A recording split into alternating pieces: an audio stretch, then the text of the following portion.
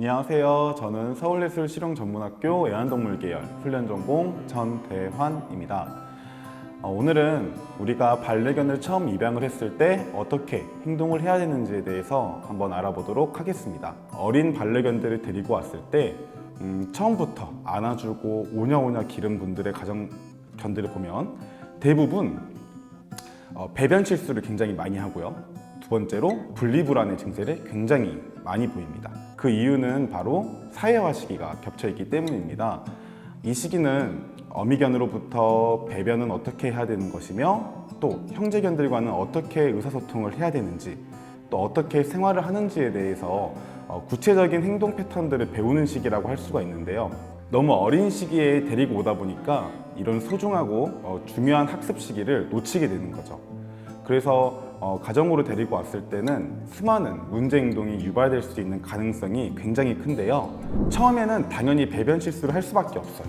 너무 이른 시기에 왔기 때문에 어떻게 배변을 해야 되는지 어디에 하는 게 맞는 건지에 대한 개념이 수립되지 않은 단계이기 때문에 처음에 우리 아이들이 왔을 때는 되도록이면 많은 장소와 많은 개수의 배변 패드를 깔아주시고요. 우리 아이가 조금씩 적응을 해 나갈수록 특정 위치에 배변을 하는 곳이 보일 거예요.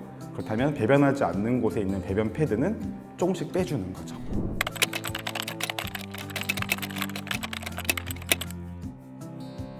이 아이와 충분한 시간을 보낼 수 있는지, 그 활동량을 보장할 수 있는지 없는지에 대해서 먼저 판단을 하시고 실내견으로 적합한 반려견을 선택을 하실 건지 실외에서 활동이 많은 아이를 선택을 하실 건지 이런 부분도 고려를 하셔야 되고 또 털 빠짐이 굉장히 중요하거든요. 그래서 단순히 외적인 모습만 보고 털이 너무 풍성하니까 당연히 이뻐 보이는 건 당연한 건데 막상 길러보면은 그건 또 아니거든요. 털이 굉장히 많이 빠지는 게 많은 보호자분들에게 스트레스이자 이 아이를 계속 길러야 될까라는 이런 고민까지 이어질 수 있는 부분이기 때문에 털 빠짐 같은 부분도 고려를 하셔야 되고 또 질병적인 부분도 무시를 할 수가 없어요.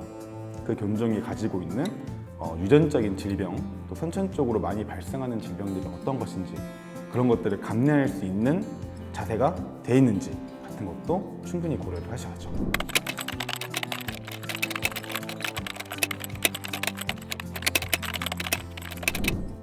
대형견, 특히 이제 활동성이 많은 대형견들을 기르는 걸 이제 희망하시는 분들이라면 되도록이면 아파트 이런 쪽에서는 좀 어려운 부분이 있다라는 게 확실한 거죠. 왜냐하면 실내에서 이 대형견들의 활동량이라던가 이런 욕구들을 충족시키기에는 분명 한계라는 게 존재하기 때문에 자기의 주거 형태와 또 생활 패턴에 맞는 소형견부터 대형견, 초대형견까지 이런 것들을 좀 공부를 하신 후에 입양하시는 게 맞다고 저는 이렇게 말씀을 드릴 수가 있겠습니다.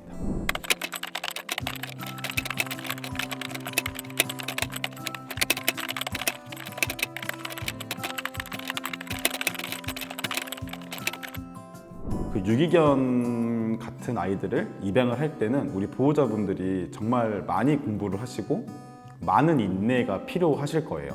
왜냐하면 기본적으로 한번 상처를 받은 아이들이고 그 상처로부터 비롯된 트라우마들이 몸속 깊이 자리 잡고 있기 때문에 이게 사회화라던가 아니면 다른 강아지들과의 대화라던가 우리가 생각하는 것만큼 차분하고 부드럽고 얌전한 이런 것들을 100%만큼 기대할 수는 없는 부분이거든요. 적응할 수 있는 시간을 먼저 주고 그 이후에 별다른 문제가 없게끔 교정을 해나가는 과정들이 굉장히 필요하거든요.